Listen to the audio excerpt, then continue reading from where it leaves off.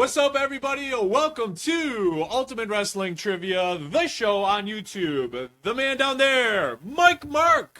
The man in the middle, Dashing Derek. And my name is Devon. We appreciate you guys tuning in every Tuesday. And you know what? If you haven't hit the subscribe button, share with a friend, the comment, the notification bell, please do so. You made it this far. We greatly appreciate it. All right, we're going to start right off the gate. The opening contest. Former NWA Women's Champion Camille has signed a contract with AEW. Now, like, automatically right away, a lot of people are going to be like, they have so much talent. Our producer crunched the numbers, so we're within one or two, depending on who you count. They have 39 female wrestlers on the roster for AEW. Do we like this signing by Tony Khan and crew? How many are hurt and how many are out with pregnancies? Well, and then that's just it. The last couple that were signed by AEW, Deonna Purrazzo, Queen Amadana, Mercedes Moné, Mariah May, Taya Valkyrie, Billy Starks, last talent signed. So do we get lost in the shuffle with Camille, or does she get shot right to the moon? I feel like they only feature, 7 or 8 of those women's talents. You still have Britt Baker on the shelf. You have Jamie Hayter on the shelf. You had 2, so of course they're going to come back and be a part of the focus. But, no, I like the Camille signing. I think losing, like, a Jade Cargill type, I think she can kind of slide into that role a little bit. Like you said, she was the former NWA Women's Champion.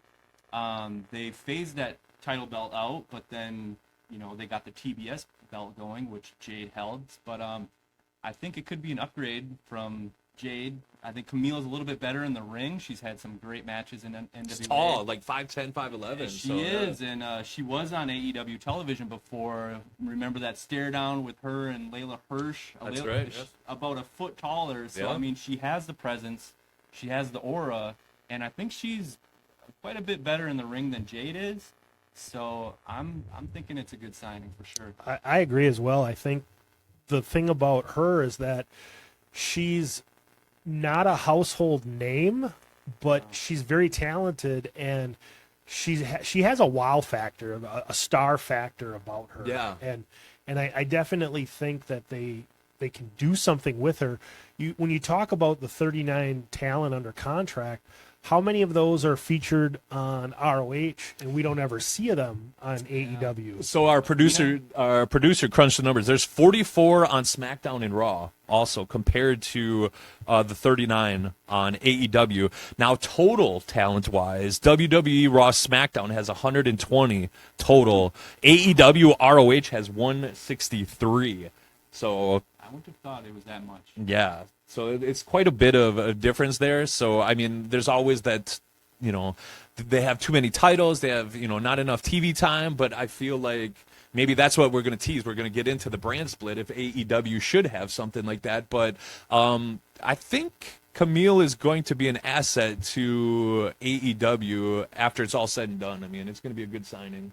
Yeah, for sure. Yeah. All right. So we're switching gears a little bit. As we said, the brand split, the draft, which recently happened, they debuted that back in 2002, giving Raw and SmackDown their exclusive rosters. And if you remember right, they actually started that off with Ric Flair and Vince McMahon going against each other, and that kind of failed. I don't know if Ric Flair just didn't get behind the role or people just didn't buy it. So then that's when you entered not Paul Heyman. Well, Paul Heyman actually was a writer for SmackDown, but you entered Eric Bischoff as the big surprise for Raw.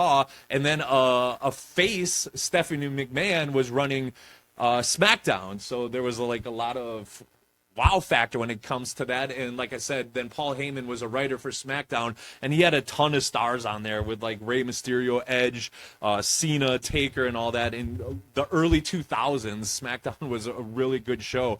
Any thoughts about the draft, the brand split? Do we like it? Do we hate it? I thought this latest draft, I think it was a huge waste of time. Not many people moved brands. Like, it didn't seem like anybody moved from Raw or SmackDown. You had some of the undercard guys that moved, but it didn't really make sense to me too, because Raw's kind of going to be going away for a few months at the end of the year. They don't really have a home until the Netflix deal kicks in. So it's like, what are you going to do with that Raw talent? Like, are they just going to sit at home? It's like, why not just have that talent be on SmackDown for those few months? Give SmackDown a little bit of a boost because they're going to be moving over to the USA Network Right. from Fox. So, yeah, I didn't really understand, like, why they would even do it now, because in 5 months it seems like they're probably going to be switching things up again anyways. And like I said, it didn't feel like anything significant happened. Especially someone like myself who kind of parachutes in like around the WrestleMania season. You want to capture those viewers, and it really felt like a waste of time for that 2 hours on SmackDown and 3 hours on Raw. It's like there's only so many hours in the day to watch wrestling, and it's like I like to watch AEW, I like to watch New Japan. So I don't know, it was a bit concerning for me, like coming back into WWE. So I don't know. I didn't really care for it. I'm a fan of the brand split in general. I think that it gives a focus on talent that otherwise doesn't necessarily get focused on. When you look at all the hype that went into WrestleMania, and then you watch the Raw, the SmackDown after Mania, all the people that are getting all the screen time and that are being featured were people that were barely involved in Mania. Right. You know what I mean? And there's so many part-time players in a main event position, like a Roman Reigns or Brock Lesnar before him, or they sprinkled in Cena and The Rock, and they've always done that historically. They would dust off Mick Foley and bring him back, or the Big Show was a part-time player at the end. The brand splits allow a chance to focus on talent and give them specific time that they maybe wouldn't have had otherwise. And that's where you see the stars develop. And that's where the certain talents can break out. And I think recently, some of the talent that really broke out was Otis and his partner Chad Gable. Yes. When they broke out, and then you add Tozawa, and it adds an entertaining factor that maybe wasn't there. And Jim Cornette always says, we can't miss you if you don't go away. And it makes the shows a little more special. The reality is I watch Dynamite every week, but I don't watch Collision and Rampage. And I feel that I'm not missing out by skipping those, and Sure. Whereas if you really like a talent, but that talent's only on Raw or only on SmackDown or only on Dynamite, only on Rampage, you're more likely to tune in if that's the only show or the only opportunity you have to watch them. Right. And then I'm going to ask you, too, we were talking off air about you had a thought about the brand split back in the day of like something that might have worked, or you were kind of shocked that they never did it all. What was that thought? So rather than do the draft, I've always felt that the best course of action would be to make the champions bounce between brands. I like And then the rosters are exclusive to their brands. And when a champion drops a title, that's the brand that they stay on. Sure. Yeah. So, and that's how, because what ends up happening sometimes is you've got all these heels, you've got all these faces. When you switch brands, you still have the same matchups because literally 2/3 of the roster just flip-flopped. And that's happened in the past.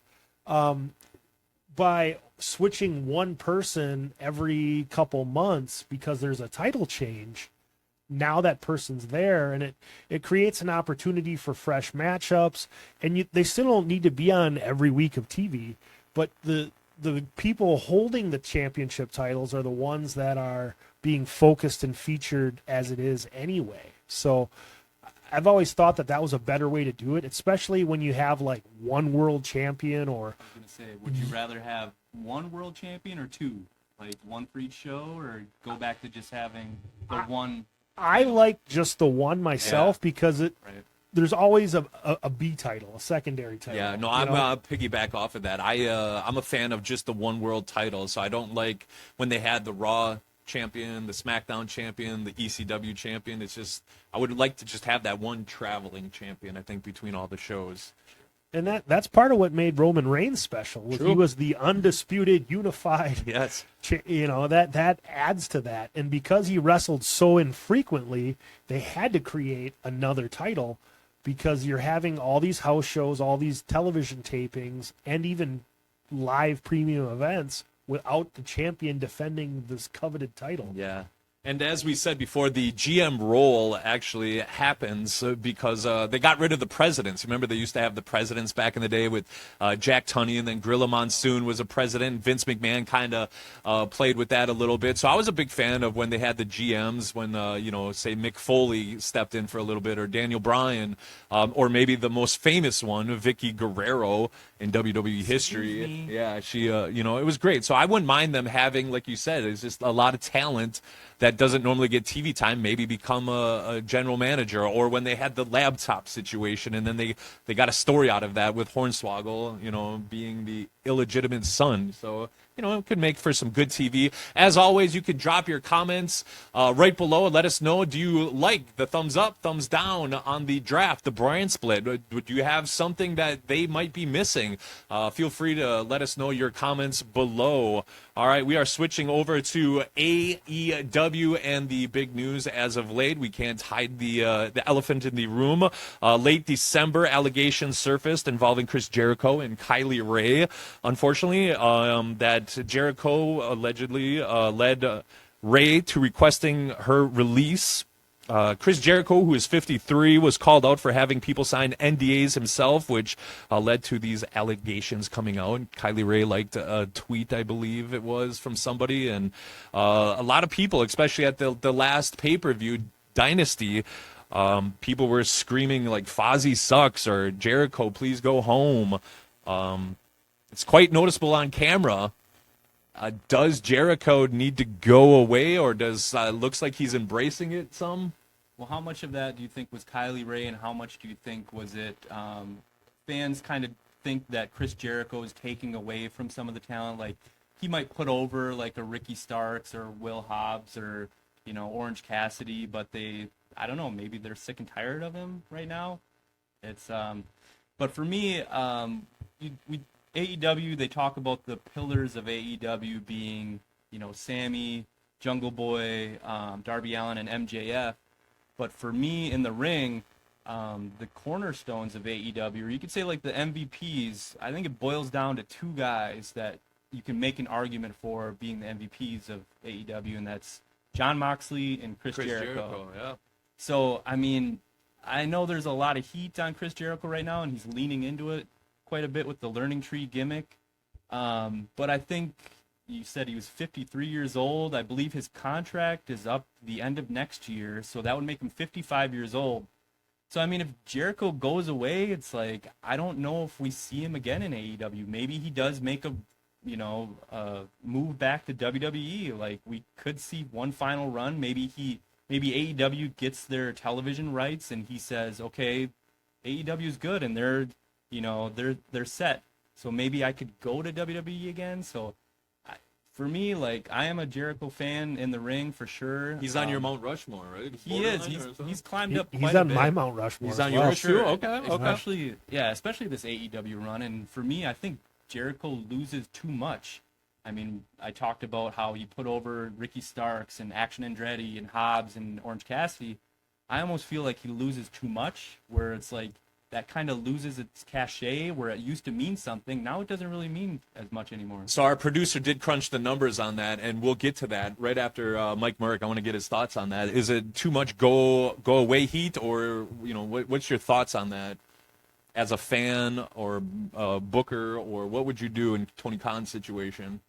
It's a really difficult situation. Yeah. Here you have a face of your company, one of the people that you've made a substantial investment in as a business, and one of the few people that can drive ratings and get buzz and is really a star outside of AEW, outside of the wrestling universe. There's a lot of wrestling fans or people that aren't wrestling fans. Maybe they're a music fan and they like Fozzy music, or, sure, they remember him from hosting Battle Bots or all those VH1 shows. Like, he's had his hand in a lot of pies.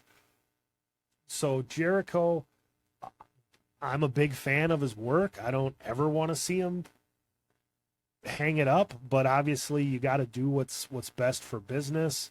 And if this was a publicly traded company, he'd already be off television right now. True. I think because it's a privately owned entity, they can do as they see fit. I don't know if those allegations are factual or and we want to put that out there that I don't know.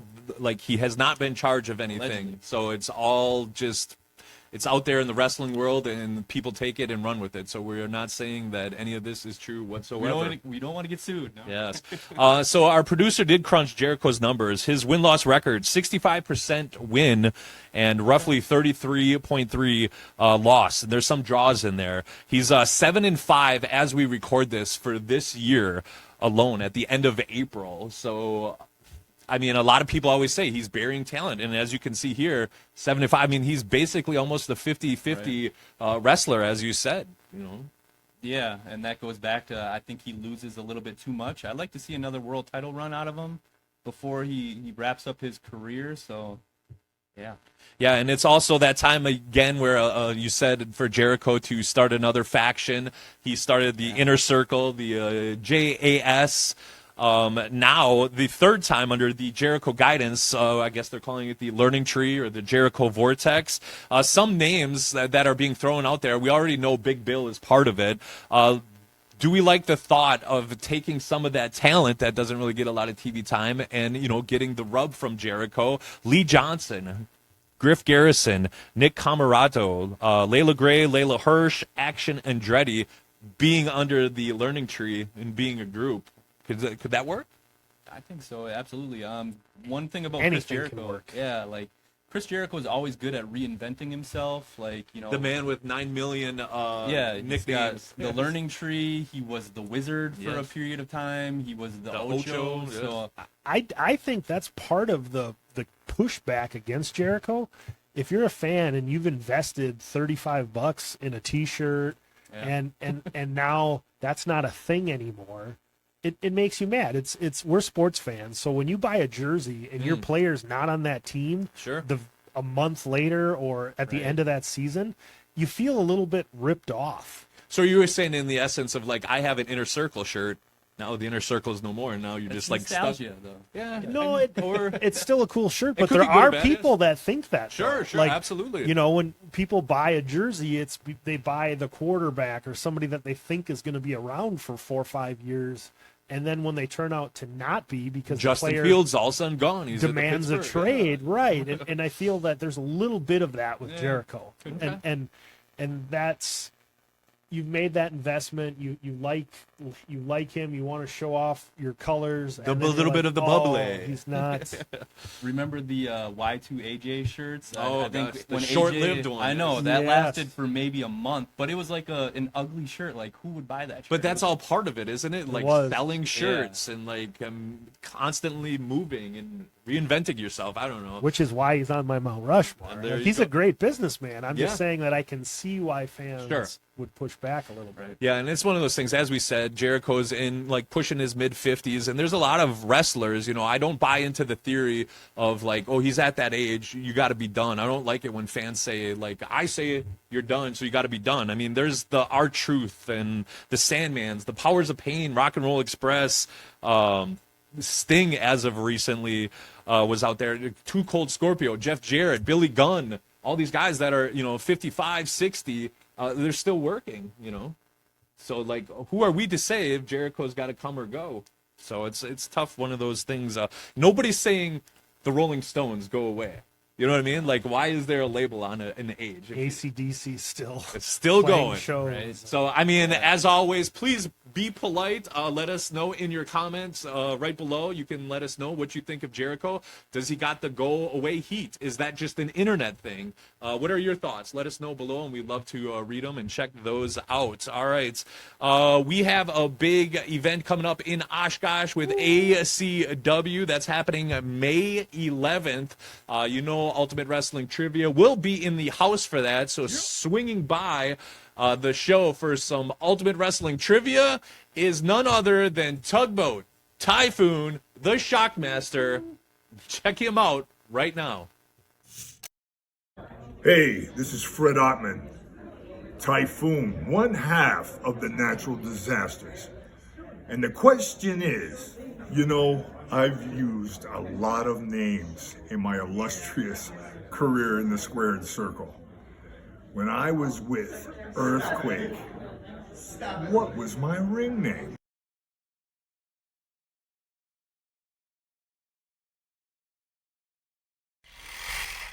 All right, that was our friend Tugboat. If you know the answer to that trivia, drop it below. Let us know. And he's such a great guy, isn't he? Oh, he's awesome. One of the best. Uncle Fred. Uncle Fred, yeah. Do you So in preparation for this ACW show, one Yeah. of the things Ultimate Wrestling Trivia has done for some of the big shows in the state of Wisconsin, we've made a program.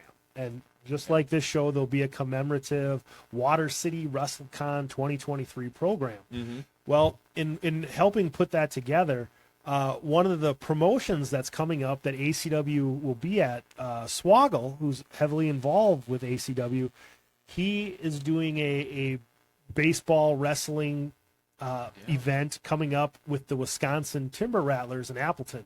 And on that same day is a Tyler Black little Not pillow. Seth Rollins, but Well, the new Brewers. so I'm a Brewer fan. Yep. There's Brewer swag behind us here. somewhere? Yeah. And the Milwaukee Brewers number 4 prospect, who was just called up this week, is third baseman Tyler Black, who played for the Wisconsin Timber Rattlers. While putting the program together, this Tyler Black is in a Timber Rattlers uniform wearing a championship belt, and it looks nothing like the person we know as beard? Seth Rollins. Sure. It's this blonde-haired, baby-faced, smiley person. And I was That's like, tremendous. why are they, what's the connection? Right. And then, I'm listening to the Brewer game yesterday, and Tyler Black gets his first career And hit. then it all comes full And it circle. and then the Yeah. light bulb went off in my head, and I was like, you idiot. Yeah. Like, I got duped. Well, that's what happens when you have a wrestling brain. It's just constantly like that. All right. Well, if you're going to be at that show, make sure you stop by and give us a high five and let us know what's going on. And also, speaking of shows, we got a big, huge announcement we're about to say right now. Do we want to drop the Let's do it. So, Saturday, so wrestling fans, August yes, 3rd? Saturday, August 3rd, Plug it in your phone. Mark it on your 3 calendar. p.m. bell time in Cascade, Wisconsin. Saturday, August 3rd is the second of a little 3-day festival known as the Cascade Fireman's Picnic. Yes. And there will be some live pro wrestling with RPW Raging Pro Wrestling that Saturday, August 3rd at 3 p.m. So if you go to rpwprowrestling.com, get your tickets for that right away. So it's a fundraiser for the Cascade Firemen's Department, which is why they put on this 3-day fireman's picnic. There's kids games before the wrestling. There's a live band each night, Friday, Saturday, and Sunday. But following the wrestling, which should wrap up maybe around 6 p.m.-ish, live band will be taking the stage at 7. So. Yeah, and those guys are top-notch out there, so definitely get out there and support them or pass it on to a wrestling fan. Or, even if you're not a fan of wrestling, come out. It's just It's a big good time. It's a big party. Beers, brats, and body slams. I mean, it's always a good time. We're always putting over independent wrestling, so come support it. Yeah, 15 minutes west of Sheboygan, Wisconsin. And The tickets Brock are what, Capital. like $10? $10 general beat that. admission. Yeah, for $15 second row. All right. $20 first row. And that about does it for us. If you have any comments, questions, concerns, please drop them below. We'll get back to you as soon as we can. That does it for Ultimate Wrestling Trivia, the show. Mike Merc, Dashing Derek. I'm Devon. We'll see you next Tuesday with Ultimate Wrestling Trivia, the show.